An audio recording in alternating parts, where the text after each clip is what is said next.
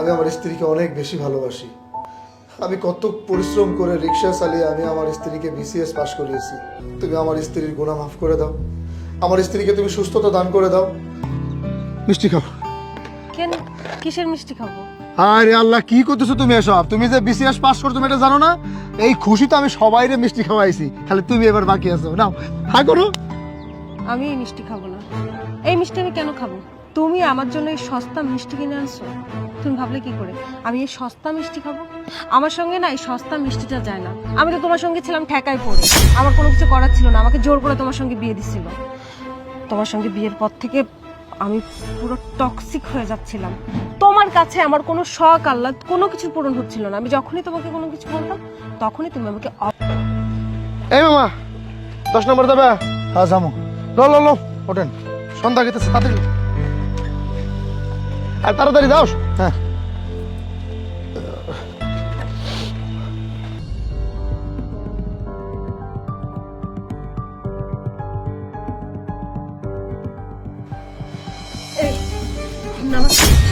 তোর এই নামাজ পড়ার কারণে তুই আজকে আমাকে সবার সামনে অসম্মান করছিস না? তোকে আমি বারবার বলছিলাম তুই কখনো আমার সামনে আসবি না, আমার ফ্রেন্ড সার্কেলের সামনে আসবি না। তুই আমার একটা কথাও শুনিসনি।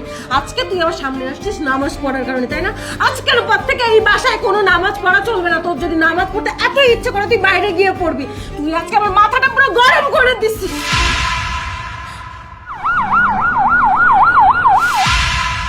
তুমি কি আমার কাছে কিছু চাচ্ছ? আচ্ছা ওই তুমি এক কাজ করো, এই যে মোবাইলটা একটু ফেসবুক চালাও, দেখো তোমার বন্ধু বান্ধব কে কোথায় আছে, কে কোথায় ড্রিঙ্কস করতেছে, কে কি খাচ্ছে। নাও একটু চালাও। ও আচ্ছা, মানে রিমোট লাগবে? আচ্ছা আমি রিমোটটা এনে দেই। রিমোটটা এনে দিয়ে টিভিতে আমি ওই ডিস্কো গানগুলো, মানে মদ খাচ্ছে এরকম কিছু একটা ছেড়ে দেই। আচ্ছা তসবি গুনবে? তসবি? আচ্ছা ঠিক আছে, হ্যাঁ নাও। লা ইলাহা ইল্লাল্লাহু মুহাম্মাদুর রাসূলুল্লাহ। গোনো, এটাই কাজে লাগবে। এতদিন যা করছো না।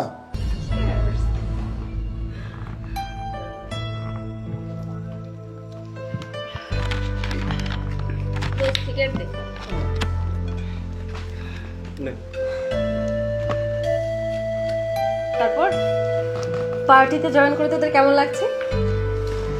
এই তো ভালোই লাগছে। বাই দ্য ওয়ে, ভাইয়া কোথায়? ভাইয়াকে দেখতেছি না আশেপাশে। আমার হাজবেন্ড আসলে দোস্ত, ও তো অনেক ব্যস্ত থাকে, ও তো দুবাই থাকে আর সারাদিন এত পরিমাণ ব্যস্ত থাকে আমাকে ঠিকঠাক মতো ফোনটা করার সময় পায় না। ওকে খুঁজে তোদের লাভ নেই। ঠিকই বলেছ।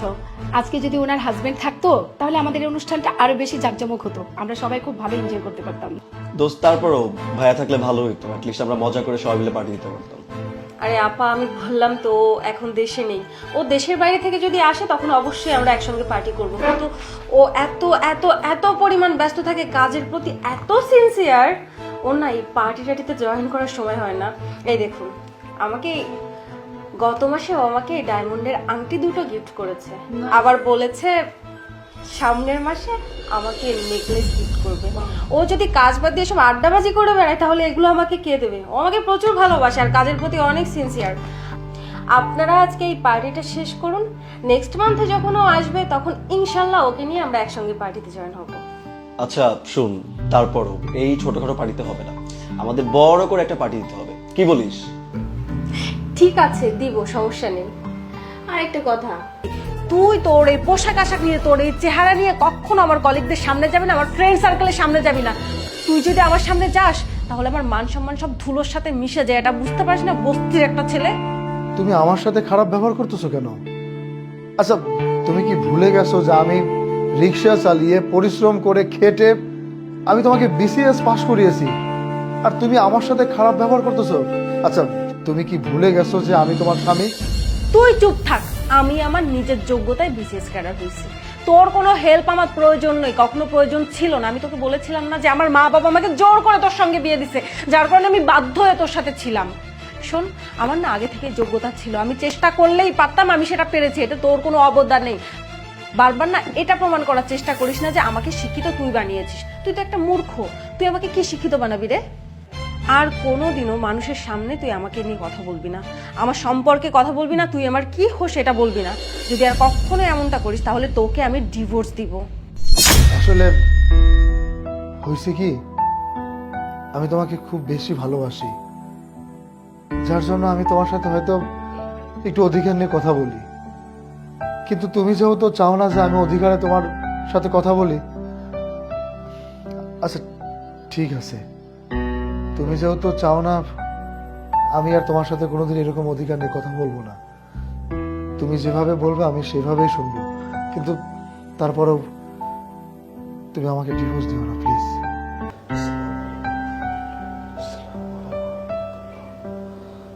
আল্লাহুম্মা আমিন। হে আল্লাহ, তোমার কাছে আমার কোনো কিছুই চাওয়ার নেই, শুধু একটা জিনিস চাইবো তোমার কাছে। আল্লাহ, আমি আমার স্ত্রীকে অনেক বেশি ভালোবাসি। আমি কত পরিশ্রম করে রিক্সা চালিয়ে আমি আমার স্ত্রীকে বিসিএস পাশ করিয়েছি। সে হয়তো বোঝেনি। আল্লাহ গো, তুমি আমার স্ত্রীর গুনাহ মাফ করে দাও, আমার স্ত্রীকে তুমি সুস্থতা দান করে দাও। তার মধ্যে বুঝ জ্ঞান কোনো কিছু নেই। আল্লাহ গো, আমার স্ত্রী অনেক দিন অসুস্থ হয়ে ঘরে পড়ে আছে। আমার স্ত্রীর জন্য আমার খুব কষ্ট হয়। তুমি আমার স্ত্রীকে সুস্থতা দান করো, আমার জীবনের বিনিময়ে তুমি আমার স্ত্রীকে সুস্থতা দান করো। আল্লাহ,